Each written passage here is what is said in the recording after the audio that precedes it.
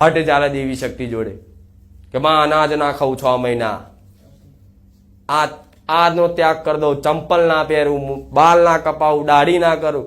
હું મેલડી તો સુધી કહું છું, મારી કોઈ એવી માનતા રાખવાની જરૂર નહીં કે ચંપલ નહીં પહેરું, અનાજ નહીં ખાઉં. હું માતા તો એ છું કે શાંતિ ખાઈ પી અને મજા કરીને મારી ભક્તિ કરો.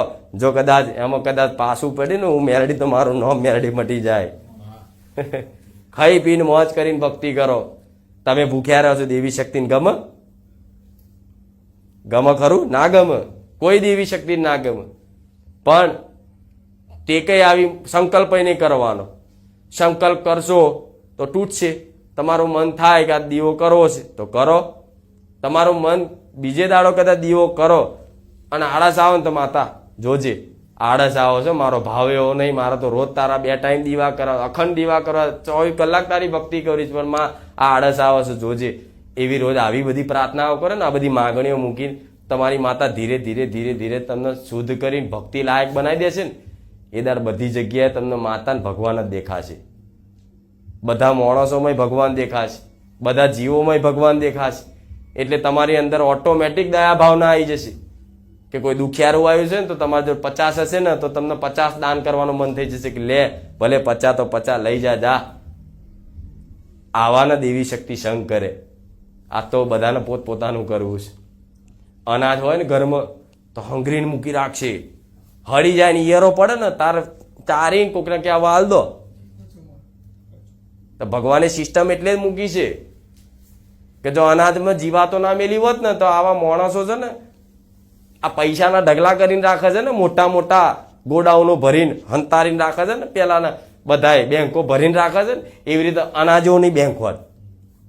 પણ ભગવાનનો એક ઉદ્દેશ હંમેશા, ભગવાન માટે દરેક જીવ જંતુ એના માટે એના દીકરા છે, એના અંશ છે, એ બધા માટે હરખો ભાવ રાખે છે. ચાહે કીડી હોય, ચાહે હાથી હોય, જાનવર હોય, પશુ હોય, ચાહે મનુષ્ય હોય, એને કોને બધા હરખા. દેવી શક્તિ નહીં, તે પશુ પક્ષી બધા એના માટે હરખા. તો ભગવાનનો ઉદ્દેશ છે કે કીડીને કણ અને હાથીને મણ મળવું જોઈએ. તો કદાચ તમારા ઘેર માતાની કૃપાથી જો કદાચ આવી રીતે અનાજ આવતું હોય તો થોડું છે ને દાન કરો ને, કોઈ દુખિયારાને, કોઈ ભૂખ્યાને, કોઈ નોંધારાને. તો છે ને આ તમે ભગવાનના ઉદ્દેશમાં એક સત્કાર્ય કર્યું કહેવાય. આમાં તમારી કુળદેવી એટલી બધી પ્રસન્ન થઈ જશે ને કે તમારે ચોય દુનિયામાં ચોય ખોરવાની ભટકવાની જરૂર નહીં પડે. ભળ્યા ભંડાર રહેશે. તમે થાકી જશો, ખાઈ ખાઈને થાકી જશો, ઢોરીને થાકી જશો તો એ કોઈ દર જગતમાં પતવા ના દે, એનો માતા કહેવાય. પણ આજ તો બધાને પોતપોતાનું કરવું છે. સેવા કરવી નહીં, સેવા લેવી જ છે. બસ મારી સેવા કરો, મારા હાલ કરવી. દુઃખ પડે ને તાર મારા પારે આવે, મારી આટલાની સેવા કરી દઈશ, આ કરી દઈશ. અરે ના મેર પડ્યા તો હું તમારો ભાવ જોઉં છું. અંદરનો ભાવ હશે ને તો કોઈ માગણી વગર હું પૂરું કરી આલું છું. પણ મારો આ જ ઉદ્દેશ છે કે બધા મારા બોલવાથી જો ખાલી તમારા ઘરના આજુબાજુમાં રહેતા પશુ પક્ષી, નોની કીડી સુધી જો કદાચ એને કણ મળશે ને એમાં મારા જેવી મેલડી રાજી રહે. સમ બધા જીવોનું રક્ષણ કરે, એનું નામ દેવી શક્તિ કહેવાય. વાત તો રક્ષણ તો એક બાજુ રહ્યું, ચો બધા આખો સંસાર જો તો ખરા એકબીજાનું જોઈ. આ તો નવું લાયા પાછું કે મોસ મટન નહીં ખાતા, અમે ઈંડા ખાઈએ છીએ, વેજીટેરિયન આવે. તમારા બાપાએ કાઢ્યા વેજીટેરિયન? હા શું ખોટું? તો આ બધા તર્ક બુદ્ધિ વાપરીને તમારી બુદ્ધિ ના દોડાડશો. ભગવાન ગોડો નહીં, માતા ગોડી નહીં, એને બધી ખબર છે. રાક્ષસ જેવી પ્રવૃત્તિ એક નહીં ચલાવો, એટલું યાદ રાખજો. કદાચ થતી હોય ને તમારા કોઈ પૂર્વ અભ્યાસના કારણે, પહેલા જે તે અત્યાર સુધી તમે 35-40 વર્ષની ઉંમર હોય, તમે 35-40 વર્ષ સુધી ખરાબ જ બધું કર્યું છે, ખરાબ જ વિચાર કર્યા છે, વર્તનો ખરાબ રાખ્યા, સ્વભાવ ખરાબ રાખ્યો છે. હવે તમે માતા નવી નવી ભક્તિ કરો ને એક દાડામાં સુધરવા માંગો ના સુધરાય. એના માટે અભ્યાસ કરવો પડે. રોજ છે ને રોજ માતાના આવા મારા જેવી માતાનું પ્રવચન હોય, માતાને કોઈ ગીત હોય, ગરબા હોય કે કોઈ ભગવાનનું ભજન હોય, એવું ભજનમાં છે ને મન લગાવવું પડે, તારે આ શુદ્ધિકરણ થશે. એમને એમ થશે તમારી આ આંખોથી જોવા માંગતા હોય ને મને, તો આ આંખોથી તો ચૂંદડી દેખાશે, મારો દીકરો દેખાશે, આ ગાદી દેખાશે, બીજું દેખાશે નહીં. પણ જો જોવી હોય ને માતાને, તો તમારા મનની આંખોથી, અંતર ચક્ષુથી મન માતાને જોઈ શકો છો. જેમ કૃષ્ણ ભગવાને અર્જુનને એમને વિરાટ સ્વરૂપના દર્શન કરવા માટે દિવ્ય ચક્ષુ પ્રદાન કર્યા હતા. તારે ભગવાનનું રૂપ જોઈએ કે અર્જુન, એવી રીતે કદાચ દેવી શક્તિ શું છે ને એનો અનુભવ કરવો હોય તો અંતર ચક્ષુથી થાય.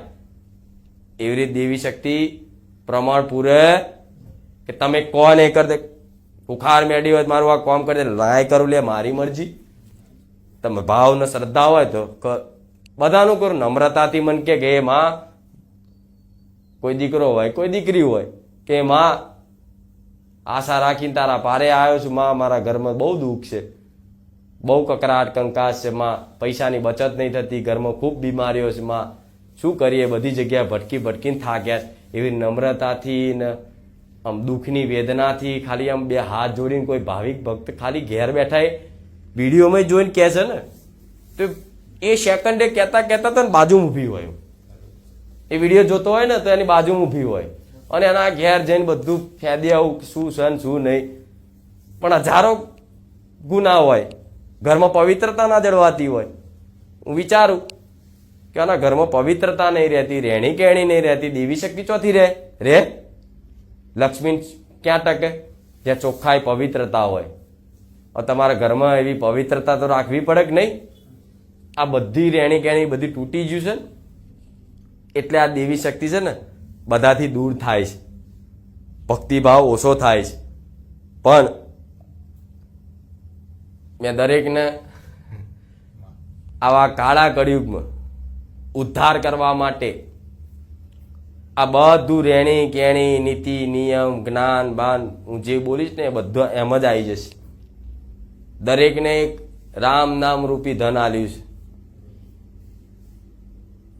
મારા દીકરાને જોડે, મારી રોમવારી મેરડી જોડે જે તે સત્સંગ, જે તે તેજ છે એ બધું મારા રામ નામથી છે, મારા રામ નામથી જ છે.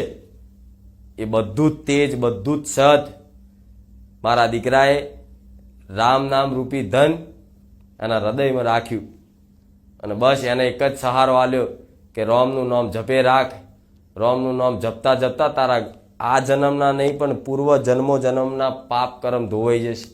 એવી રીતે તમારી માતાઓ મારા સાનિધ્યમ લાવી અને આ રોમ નામ રૂપી ધન આલ્યું છે. આ કળિયુગમાં એક જ આશરો ને એક જ આધાર નામ, એ બધી જગ્યાએ આજ મહિમા જોવા મળે છે. નામની વિશેષતા, મહાનતા કે નામ જપ સિવાય આ કળિયુગમાં કશું જ નથી. તમે હવન કરો, વિધિ કરો, જે તપ કરો, એ કોઈ ફળ પ્રદાન કળિયુગમાં નહીં થાય. પણ એક ખાલી ભગવાનનું નામ, તમે રામનું લેતા હોય તોય ભલે, કૃષ્ણનું લેતા હોય તોય ભલે, તમને જે મન ભાવે, તમારી માતાનું લેતા હોય તોય ભલે, પણ રોમનું નામ કે તમારી માતાનું નામ જો મોઢે ચડી ગયું ને એમ જ બેડો પાર. દુઃખ ચો જતું રહે છે ખબર નહીં પડે. મળજો 5 વર્ષ પછી આ બધું પાલન કરી. અત્યારે ના ખબર પડે, અત્યારે પડે કોઈ ને 5 વર્ષ થાય અને થાય ને તારે ખબર પડે કે હા માં તું ના મળી હોત તો શું થાત. આજ કઈક ભાવિક ભક્તોને એવું કહેવું છે, મારી ખુખાર મેલડી ના મળી હોત તો અમારું શું થાત. આવો અનુભવ છે ને, તેનું કારણ છે કે છે ને મેં કયા ટાઈમે, કયા સમયે, કયા ચોઘડિયામાં ધીરે ધીરે ધીરે કરતા કરતા કરતા કરતા કરતા મેં ભક્તિ લાયક, તમારી માતાની ભક્તિ કરવા લાયક મેં ક્યારે બનાવી દીધા એ તમને હજુ ખબર નહીં. આ તમારી માં તમારું કામ કરે ના કરે પણ તમને પૂજવાનો આનંદ થતો હશે. ભલે માં અમે દીવા કરીએ છીએ, કામ ભલે ના થતું, પણ માં તું અમારી માં છું, અમે તારા દીકરા છીએ, બસ આમ જ રહો. સુખ દુઃખ તો છે ને આવતું જતું રહે. સંસારનું નામ શું? પરિવર્તનશીલ. ઋતુ બદલાય છે ને, શિયાળો, ઉનાળો, ચોમાસું, એમ તમારે બધી વસ્તુ સંસારની જો પરિવર્તનશીલ છે, બધી વસ્તુ બદલાય છે ને. જેમ જેમ જેમ જેમ સમયનું આમ પોટો ફરતો જાય છે ને કાળ ચોઘર્યું કાળ ચક્ર આ ચક્ર ફરતું જાય છે ને એમ બધી વસ્તુ પરિવર્તન થાય છે ને તો આ સુખ દુઃખ નહીં જીવનનો એક પરિવર્તનશીલ છે. સુખમાં અભિમાન નહીં કરવું અને દુઃખમાં રોવું નહીં. બસ આ નિયમ પકડી રાખો. તમારી માતાને તમારા કર્મો અનુસાર જે પ્રારબ્ધમાં લખ્યું હશે એ તો તમે ગમે તેવી માતાના હાથમાં હથેળી પર દીવા કરશો એ ભોગવવું પડશે. અમુક તો હું આટલી માતાની ભક્તિ કરું છું તોય મારા ઘરમાં દુઃખ. અરે તે જેટલા કર્મો કર્યા તો ભેદ તો ખરો. કોઈ અંતરદ્રષ્ટિથી શાંતિથી એકાંતમાં બેન વિચાર તો ખરો મેં કેટલાનું ખોટું કર્યું, શું કર્યું છે. તરત જવાબ મળશે કે આના કારણે ભોગવવું પડે. પુણ્ય કર્યું હોય તેના ફળ સ્વરૂપ તમને સુખ મળે અને ખોટું કર્મ કર્યું હોય પાપ કર્યું હોય તેના ફળ સ્વરૂપ તમને દુઃખ મળે. તો આ પાપ પુણ્યના લેખાજોખામાં છે ને સુખ દુઃખ દરેકના જીવનમાં આવતું જ રહે, પરિવર્તન થતું જ રહે. આજે સુખ છે ને તો કાલ દુઃખ આવશે, આજે દુઃખ છે તો કાલ સુખ આવશે. અને સુખ છે ને સમય વગર નહીં આવે. ચાહે મારા જેવી 500 માતાઓને પૂજો કે હાથની હથેળી પર દીવા કરો કે મોટા મોટા ધોમે હેરતા પગપાળા યાત્રા કરી આવો કે ગમે તેટલું કરે પણ તમારો સમય નિર્ધારિત છે. જે પ્રારબ્ધમાં લખ્યું છે એ પ્રમાણ તમારે વેઠવું પડશે ને પડશે. આ ભગવાનનો સિદ્ધાંત છે. જેવી પરિસ્થિતિ છે એવી પરિસ્થિતિમાં રહી તમારી માની ભક્તિ ચાલુ જ રાખજો, એનો છેડો પકડી જ રાખજો. એવી મારી વિનંતી છે તમને.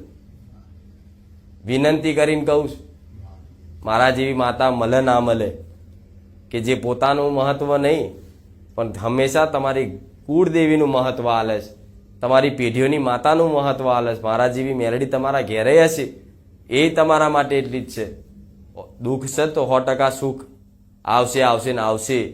અને નહીં આવે ને તો ગમે તેવા તમારા કર્મો હશે ને તમારા મગજમાં વસીને તમને પૂનદાન કરાવડાવીને ગમે તે સેવા કરાવડાવીને ઓટોમેટિક તમને એ પાપ તમારા ધોવડાવી દઈશ. ગમે તે રીતે ગમે તે કારણે.